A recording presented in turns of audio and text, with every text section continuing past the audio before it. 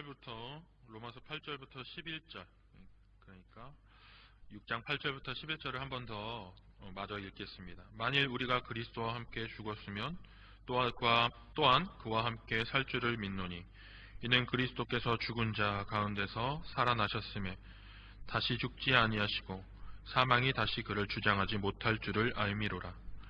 그가 죽으심은 죄에 대하여 단번에 죽으심이요 그가 살아계심은 하나님께 대하여 살아계심이니 이와 같이 너희도 너희 자신을 죄에 대하여는 죽은 자요 그리스도 예수 안에서 하나님께 대하여는 살아있는 자로 여길지어다.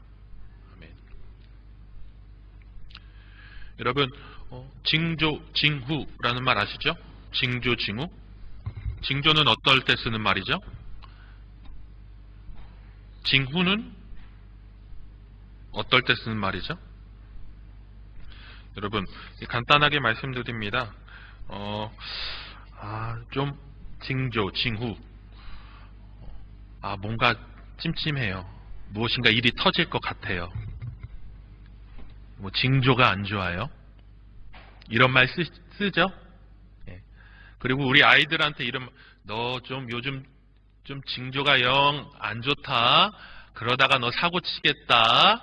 그러다가 너 후회한다. 라는 말 해보신 적 있으십니까? 예, 저는 많이 들었습니다. 예, 징조가 안 좋다. 너 그러다가 하나님이 한번 치신다. 저희 어머니가 그런 말, 무서운 말 많이 하셨었어요. 예, 징조가 안 좋다. 예, 그래서 그걸 경험해 본 적도 있습니다.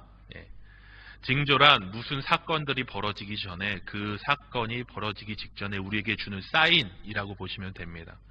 여러분 요즘 사인 받고 계십니까? 어떤 사인 받고 계십니까? 좋은 사인 받고 계십니까? 불안한 사인 받고 계십니까? 예, 우리 스스로 그것들을 느끼시죠? 그러면은 징조 말고 또 하나가 있습니다. 징후. 이거는 좀 의학적인 표현인데 일이 터졌습니다. 그 다음에 나타나는 결과물들, 그러니까 증상들을 얘기합니다. 일이 딱 터지고 나서 감기 걸리면 어떻게 되죠? 콧물 나오고 열 나고 목 아프고 기침하고 아픈 거죠. 예, 이 증상이 나타나게 되는 것이죠. 그러면 여러분 어떤 사건이 터지기 전에 우리가 그것들을 미리 대비하고 그것들을 준비하려면은 무엇에 민감해야 되겠습니까? 징조에 민감해야겠죠. 징조에 민감해야 됩니다. 징조에 민감한 사람이 무엇인가를 준비할 수 있습니다. 그리고 그것을 준비하고 대비할 수 있는 것이죠. 그러면 징후는 의미가 없습니까? 있습니다. 징후도 의미가 있죠. 터졌다, 일이 터졌다. 아프다. 콧물 나고 눈물 나고 목 아프다. 그러면 어떻게 해야 되죠? 내가 준비하지 못했구나. 결국 준비하지 못해서 이 문제가 나에게 터졌구나. 나에게 찾아왔구나. 그래갖고 이런 아픔들과 이런 고통들과 이런 문제들이 나의 삶을 힘들게 하는구나 라는 것들을 느꼈을 때 우리는 그 증상을 또 진단하고 또 치료해 나아가는 과정을 통해서 문제를 또 극복해 나아갈 수 있게 되는 것입니다. 그래서 징조와 징후는 우리를 다시 한번 온전하게 또 우리를 다시 한번 건강하게 만드는 두 가지의 요소가 될 수 있다라는 것입니다. 우리의 삶에도 징조와 징후가 우리의 삶을 또 그렇게 예측하게 하고 진단하게 하는데 그럼 여러분 영적인 문제에 있어서 징조와 징후가 있습니까? 없습니까? 영적인 문제에 있어서도 징조와 징후가 있습니다. 요즘 무료합니다. 감동이 없습니다. 감사를 잃어갑니다. 어떤 일이 벌어지는 거죠? 나 스스로 나의 영적인 징조가 감사와 은혜와 어떤 감동이 사라진 징조들이 나타납니다. 그러면 무엇인가 나의 영적인 상태에 문제가 있다라는 것들을 우리는 느끼게 됩니다.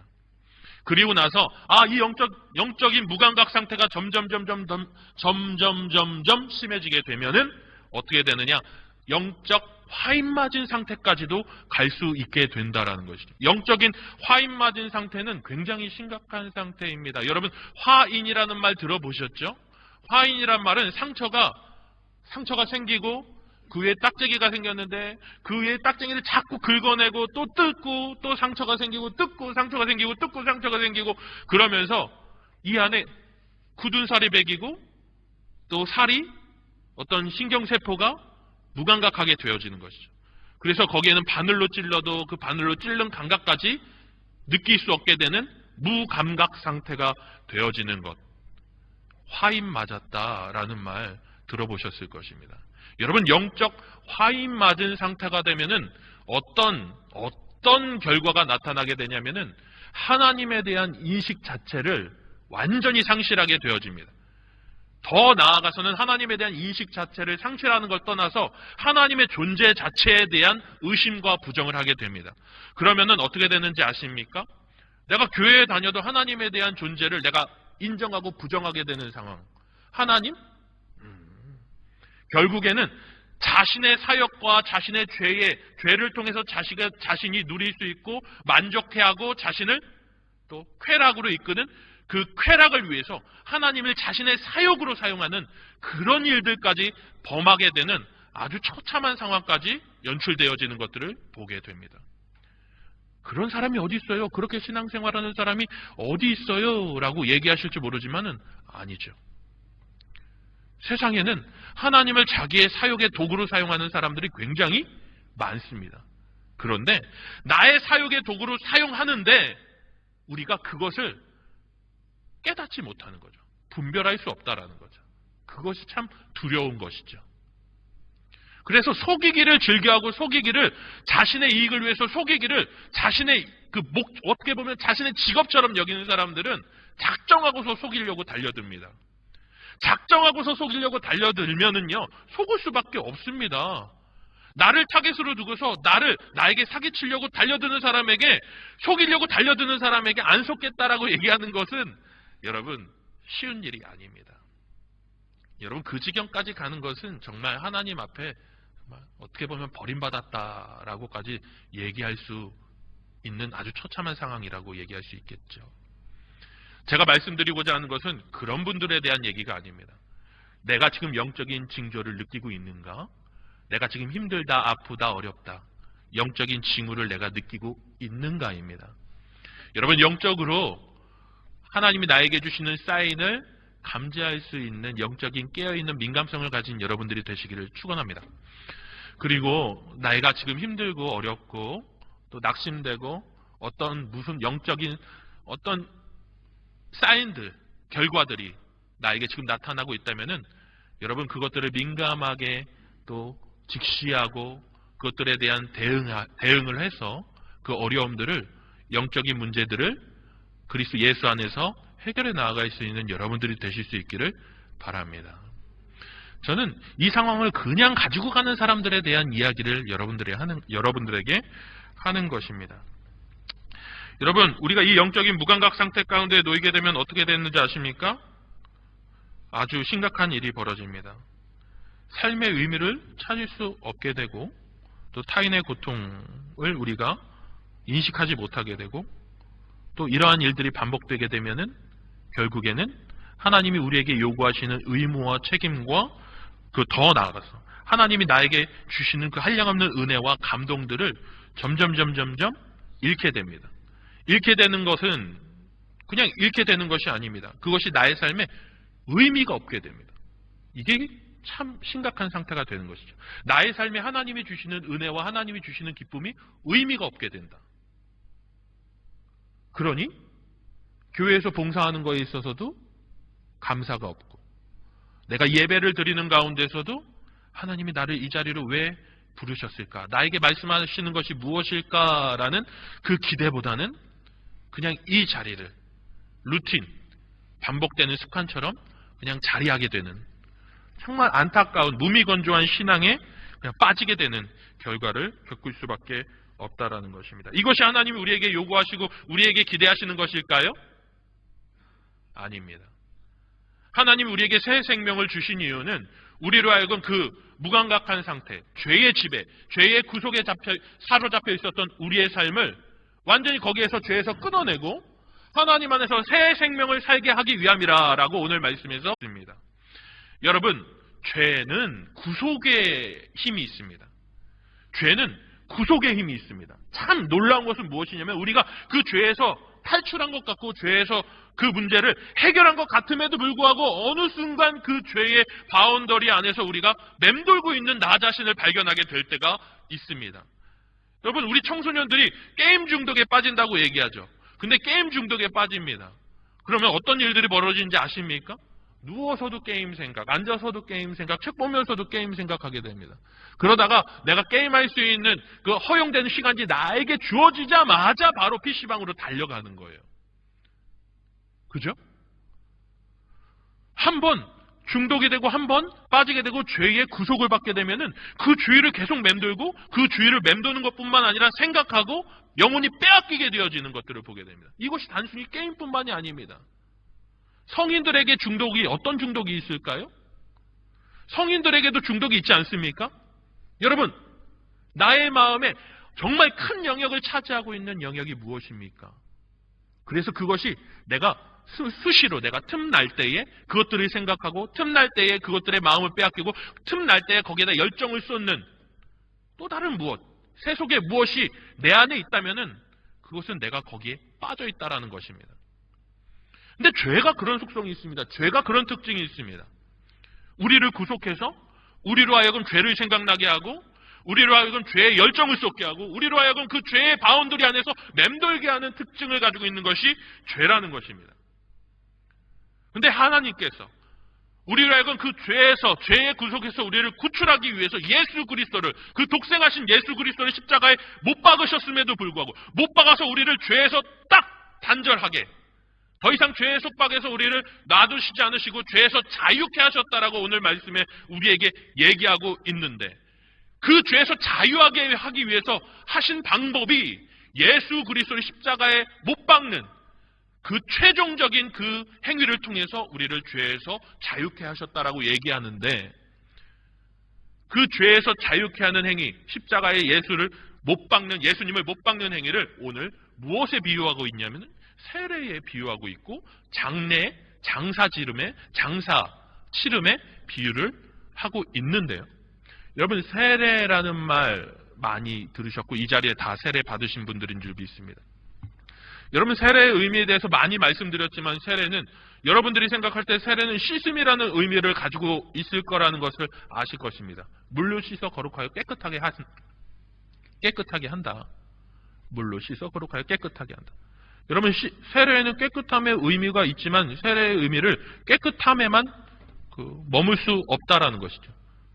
여러분, 세례 받았지만 내가 깨끗해졌습니까? 세례 받았지만 내 안에 있는 내 삶에 있는 죄의 문제들과 죄를 즐겨하는 나의 모습들이 완전히 씻겨 내려갔습니까? 아니잖아요. 세례는 단순히 씻음의 영역에만 머물 수 없습니다. 우리가 너무 잘 알고 있는 것처럼 여러분, 세례 받으면 그리스도의 공동체 안에 소속이 되죠. 입회의 기능이 있습니다. 그래서 세례 받으면 그 순간부터 우리 남주천교회 성도로 우리가 정식적으로 인정한다라는 그런 의미를 우리 암암리에 우리는 가지고 있습니다. 그래서 세례 받을 때에 일어나서 저 성도가 우리의 공동체 안에서 신앙생활을 할 수 있도록 우리가 계속 기도하고 함께 하겠다라는 모든 회중들의 고백이 있고 또 그 세례 받는 이도 내가 그리스도의 공동체에서 책임과 의무를 다하겠다라는 자신 스스로의 고백을 하게 되는 것들을 봅니다. 입회의 기능이 있습니다. 근데 입회의 기능만 있으면은 헬라 미리교에서 이 세례를 입회의 의미로 사용했다고 얘기하는데 그냥 공동체에 들어온다라는 의미에서 어떤 사인과 표시와 예식으로만 있다라면은 그것도 세례에 대한 온전한 의미라고 할 수 없습니다. 이것들은 다 부차적인 의미입니다. 세례의 핵심적인 의미는 무엇이냐면은 죽는 것 그리고 다시 사는 것, 새롭게 사는 것을 의미합니다. 죽고 새롭게 사는 것. 헬라어로 밥티저라고 얘기하고 거기서 베프티즘, 거기에서 이제 세례라는 단어가 나오게 된 거죠. 물로 들어갔다가 나온다. 그럼 예수님께서 세례를 받으셨습니다. 그리고 오늘 말씀에서는 예수님과 함께 합하여 세례를 받았다라고 얘기합니다. 여러분, 예수님 세례 받으실 때 여러분들이 그 자리에 같이 물속으로 들어가셨습니까? 아니죠? 예수님 세례 받으실 때 여러분 그 자리에서 여러분 우리가 지켜봤습니까? 아니죠. 그럼 예수님과 함께 합하여 세례를 받았다라는 의미는 어떤 의미를 가지고 있는가? 여러분 잘 아셔야 됩니다. 예수님과 합하여 세례를 받았다라는 의미는 예수 그리스도의 죽음을 얘기하는 겁니다. 바로 예수 그리스도의 십자가에서 못 박히신 예수 그리스도. 단 1회적인 것. 단 한 번의 그 사건을 얘기하는 겁니다. 여러분 예수님이 2번 십자가에 못 박히실 수 있습니까? 3번 십자가에 못 박히실 수 있습니까? 내가 죄를 질 때마다 예수님이 십자가에 못 박혔다 내려오실 수 있습니까? 한 인생이 한 번 구원을 받고 다시 죄 가운데 빠졌는데 그 인생을 다시 구원하기 위해서 예수님이 또 십자가에 못 박히셔야 됩니까? 오늘 말씀은 그렇게 얘기하지 않습니다. 8절부터 다 한 번 더 읽었듯이 후반부에 우리가 죄를 짓는 자를 다시 구원하기 위해서 예수님을 다시 십자가에 못 박는 일을 우리가 감행해야 되겠습니까? 아니요. 말씀은 우리에게 이렇게 얘기합니다. 2번의 십자가 사건은 있을 수 없다. 이 말에는 아주 중요한 의미를 가지고 있습니다. 십자가 사건 한 번에 죽을 인생, 죄에 속박되어 있는 인생을 구원할 수 있을 능력이 족하다, 충분하다라고 얘기해주고 있는 것입니다. 족한데 왜 2번 십자가에 못 박는 행위를 해야겠습니까? 아니라는 것이죠. 그 한 번의 사건으로 인해서 한 번의 예수 그리스도가 세례 받으시는 사건, 그리고 부활하시는 그 사건으로 인해서 우리 모두가 그 죄에서 자유하고 죄에서 자유하여 새 생명을 살 수 있는 그 길을 족하고도 넉넉하게 열 수 있는 능력이 그 안에 있다라는 것들을 우리에게 얘기해주고 있다라는 겁니다. 그래서 그 한 번의 사건이 우리의 모두에게 새 생명을 주는 사건이 되어진다.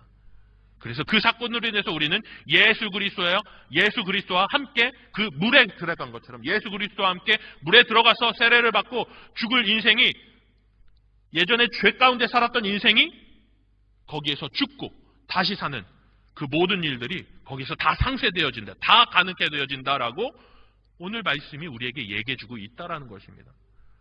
그러면 예수님의 십자가 사건, 예수님의 세례 받으시는 그 사건은 우리에게 어떠한 의미가 되겠습니까? 절대절명의 유일한 최고의 모든 수식어를 다 붙여서라도 우리 인생의 가장 값진 의미가 되어지는 사건이 되어진다라는 것이죠. 그런데 어떻게 죄 가운데 다시 돌아갈 수 있겠냐?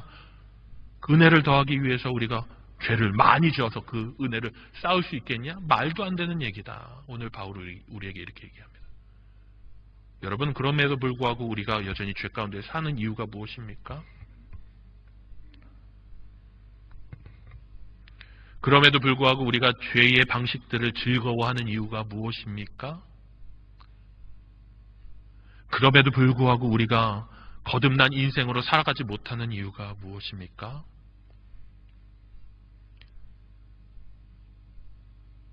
오늘 말씀에서 저는 여러분들에게 이 한 가지를 두렵고 떨리는 마음으로 던집니다.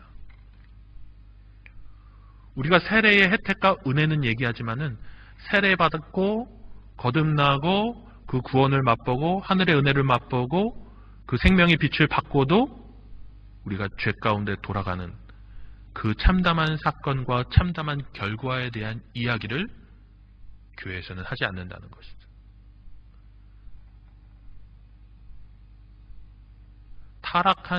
다시 타락한 자는 우리가 그 구원을 맛보고 빛을 받고 새 생명을 맛보고도 다시 타락한 자는 다시 회개할 수 있는, 다시 돌아오게 할 수 있는 어떠한 길도 있을 수 없다라고 히브리서에 얘기하는 거예요. 우리는 그 얘기를 교회에서는 하지 않는다는 거죠. 끊임없이 반복해서 죄를 짓지만 끊임없이 용서하고 끊임없이 모른 척하고 그럼에도 불구하고 그 죄 가운데 사는 것들이 익숙해지는 것들에 대해서 그냥 받아들이면서 살고 있지만은 성경은 우리에게 그렇게 얘기해주고 있지 않다라는 것이죠. 이전에 내가 죄로 여겼던 것들을 예수 그리스도를 나의 구주로 영접하고 내가 그것이 죄로 내가 더 이상 그 삶 가운데 살지 않아야 된다라는 아주 처절한 각성과 깨달음을 갖게 되었음에도 불구하고 여전히 죄의 카드를 만지지 그 뒤에 다시 회복할 수 있는 길을 성경은 우리에게 열어주느냐? 열어주지 않는다라는 것입니다. 여러분, 오늘날 많은 성도들이, 오늘날 많은 설교들이, 오늘날 많은 목사님들이, 혹은 오늘날 많은 교인들이 중용의 원리를 교회 안에서 찾습니다.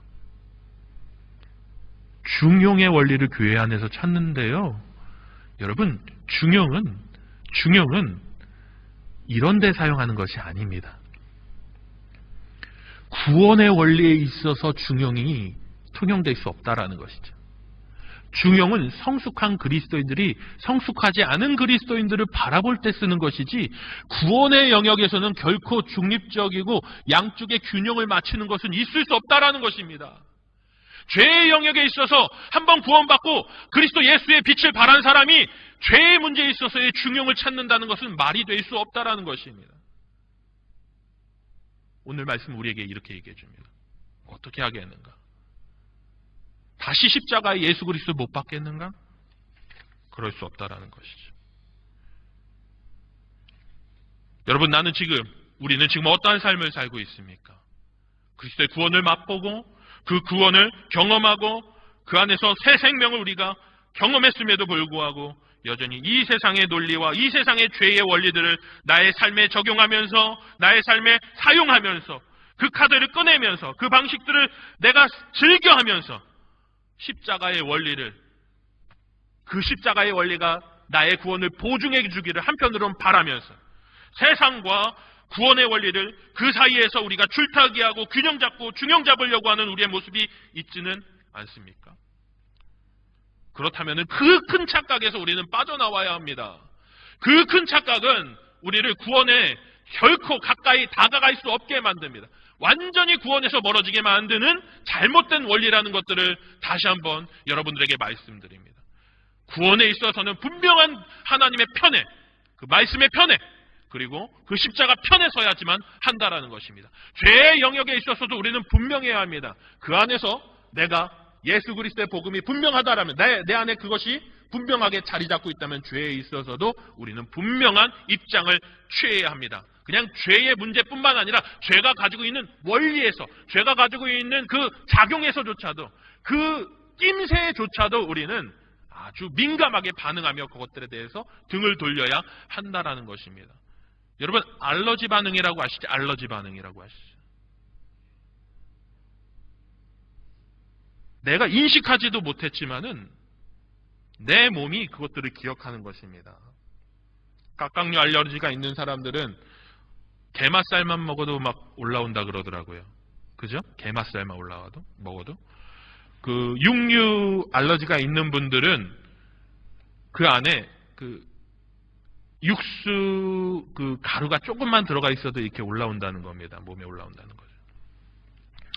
예수 그리스도 안에서 죄에서 자유해졌다라는 것은 죄의 조그만 영역도 우리가 그냥 받아들이는 것이 아니라 죄의 낌새만 보여도 우리가 알러지 반응이 일어나게 된다라는 것입니다. 우리가 온전히 하나님의 그 구원의 영역 안에서 성령님에 사로잡혀서 죄에 대하여는 담대하게, 과감하게 선을 긋고, 또 그 십자가 안에서 하나님이 주시는 은혜는 온전히 누릴 수 있는 우리 남인천교회 성도님들이 되실 수 있기를 바랍니다. 존 스토트 목사님이 로마서 강의 6장에 이렇게 얘기합니다. 죄에 대하여 하나님의 은혜는 다음과 같이 우리에게 이 능력을 주는데, 어떤 능력이냐면 죄를 용서하는 능력이 있습니다. 하나님의 은혜는. 그러나 단순히 우리가 범하는 모든 죄들을 용서할 수 있는 능력 분명히 그 안에 존재합니다. 그러나 죄를 용서하는 영역에만 하나님의 은혜가 작용하는 것이 아니라 그 은혜를 살아내게 하는데 있다라고 얘기를 해주고 있습니다. 여러분, 우리가 예수 그리스도를 붙잡는 데 있어서 나의 죄, 나의 삶의 문제, 나의 어려움들, 결핍들을 해결해 주십시오라는 용도로 예수 그리스도의 이름을 붙잡고 있는 것, 그것은 하나님께서 우리에게 주신 은혜의 아주 단편적인 것들만 붙잡고 있는 것이고, 우리가 온전히 예수 그리스도를 붙잡고 그와 동행할 때 우리는 그 은혜를 살아내는 그런 놀라운 삶을 살게 될 줄로 믿습니다. 오늘 우리의 말씀이 우리에게 얘기해 줍니다. 어찌 그렇게 살겠습니까? 죄와 함께 죄를 즐겨하고 죄와 타협하고 죄와 함께 거하는 인생, 어찌 우리가 그렇게 살 수 있겠습니까? 과감하게 그것들을 끊어내고 죄의 원리들을 끌어내고 예수 그리스도와 함께 하나님께서 우리에게 주신 은혜를 살아낼 수 있는 우리 남인천교회 성도님들이 되실 수 있기를 바랍니다. 아니요, 세상 사는데요, 우리가 조금은 세속적인 방식들을 사용해야죠. 너무 순진한 거 아닙니까? 너무 하나님의 편에서 그 세상의 원리들을 다 끊어내고서 살아간다는 것 너무 외골수 아닌가요? 여러분, 그렇게 생각할 수 있을지도 모르죠. 그리고 적당히 세상의 방법, 세속이 주는 방법, 사탄이 우리에게 말하는 여러 가지 다양한 어두운 방법들을 사용하여서 그 안에서 우리가 세상을 살아갈 수 있을지도 모릅니다. 그러나 우리는 새 생명 안에 사는 자들인 줄 믿습니다. 새 생명 안에 사는 자들은 그 방법들이 더 이상 나의 삶에 적용되어질 수 없다라는 것들을 다시 한번 말씀드립니다. 영화 퍼펙트 센스라는 영화가 있습니다. 퍼펙트 센스라는 영화가 있습니다. 여러분, 우리가 가지고 있는 감각이 어떤 감각이죠? 뭐죠? 미각. 그죠? 여러분, 미각 있으시죠? 요즘 막 짠맛을 못 느끼시는 분 계십니까? 나이가 드시니까 단맛, 짠맛이 좀 자꾸 안 느껴지시는 분들도 있으실 겁니다. 미각이 있습니다. 그리고 시각이 있죠. 시각이 있죠. 그리고 후각이 있죠. 후각이 있죠. 그렇죠. 그리고 촉각이 있습니다. 자, 우리가 이거 오감이라고 얘기합니다. 오감이 있습니다. 이 영화가 어떤 영화냐면요, 전 세계 사람들이요, 점점 이 오감을 잃어가게 되는 질병에 빠지게 된 겁니다. 눈먼 자들의 도시라는 영화가 있는데 전 세계 사람들이 바이러스에 걸려갖고 다 시력을 잃게 되고 그 주인공 여성 한 사람만 이제 시력을 갖게 되니까 어떤 일이 벌어지냐면 이 눈먼 자들의 도시에는 이 한 사람의 이 여인이 거의 신적 존재처럼 되는 거예요. 모든 사람이 못 보는데 이 사람만 보는 거예요. 그럼 어떤 일이 벌어지겠습니까? 모든 사람이 이 사람을 두려워할 수밖에 없잖아요. 마찬가지로 이 영화는요, 모든 사람들이 점점 감각을 잃어가게 되는 겁니다. 이 감각을 잃어가는 사람들이 그 안에서 살아가는 이야기예요. 여러분, 그런데 한번 생각해 보십시오. 내가 사랑하는 사람과 연애를 합니다. 연애를 하고 있는데 연애를 할 때 어떤 우리가 행동을 하죠? 보죠. 하트를 날리죠. 뿅뿅뿅. 그죠? 그리고 그 사람의 향기가 나에게 정말 사랑을 막 불러일으키죠. 그리고 그 사람과 함께 맛있는 것을 먹을 때 행복을 느끼죠. 그리고 같이 손을 잡죠. 만지죠. 느끼죠. 이런 것들. 여러분, 사랑할 때의 오감이 필요합니까? 안 필요합니까? 필요하죠. 필요합니다. 그런데 이 감각들을 하나씩 잃어가는 겁니다. 어떤 일이 벌어질까? 그러면 사랑을 할 수 있을까요? 그러면 사랑할 수 있을까요? 처음에는 막 후각을 잃은, 같이 식사를 하는 자리에 결국에는 마지막에는 같이 이 두 주인공이 식사하는 자리에 앉았는데 이 두 주인공이 시각을 잃게 되니까 음식을 보는데 이게 무슨 음식인지 분별할 수 있겠습니까? 그러니까 먹고 냄새 맡도 이게 그거 스파게티구나 알잖아요. 근데 나중에 후각을 잃고 미각을 잃으면 어떻게 될까요? 그 음식을 먹으면서도 그 음식의 그 맛을 온전히 느낄 수 있을까요? 예? 못 느끼잖아요. 그럼 음식 먹는 거에 의미가 있습니까? 없는 것 같죠. 그럼에도 불구하고 사람들은 음식점에 와서 스테이크를 썰고 스파게티를 먹고 와인을 먹더라는 것입니다. 왜 그랬을까요? 저는 거기에서 두 가지 해석이 있을 수 있다고 봐요. 우리가 세속에서 즐길 수 있는 미각, 촉각, 감각들 다 사라질 수 있습니다.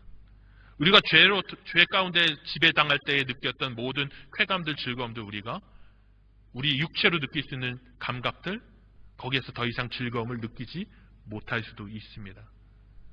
그러나 완전히 새로운 차원의 행복을 그 안에서 발견하게 되는 것이죠. 결국 영화의 메시지는 우리에게 이걸 얘기합니다. 영혼의 교감을 얘기하는, 영혼의 교감을 얘기하는 것이죠. 여러분, 사랑하는 이와 함께 할 때 내가 그 사람을 보지 못하고 내가 그 사람의 소리를 듣지 못하고 그 사람을 내가 느끼지 못한다고 해 존재하는데 내가 그 안에서 교감을 느낄 수 없느냐? 아니야. 그 영혼의 교감이 그 사랑을 연결한다라는 메시지를 가지고 있는 것이죠. 여러분들에게 말씀드립니다.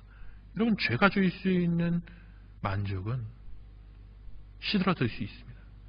그러나 하나님과 우리와 한번 맺혀져 있는 그 영적인 교감과 사랑의 끈은 결코 희미해질 수 없다라고 오늘 우리 말씀이 우리에게 얘기해 줍니다.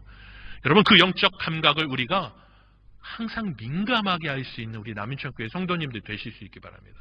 세속이 주는 즐거움과 쾌락과 자극에 거기에 취해 있는 것이 아니라 하나님이 나에게 주시는 그 영적인 교감들을 더 민감하게 견고하게 붙잡고 나아갈 수 있는 우리 남인천교회 성도님들이 되실 수 있기 바랍니다. 어찌 그렇게 살 수 있습니까? 더 이상 세속이 주는 즐거움이 나의 인생의 목적이 아니라 하나님이 나에게 주시는 인생의 목적과 만족이 나의 인생의 최고의 즐거움이 될 수 있는 우리 남인천교회 성도님들, 온전한 성도의 삶을 살 수 있는 우리 남인천교회 성도님들이 되실 수 있기를 바랍니다. 기도하겠습니다.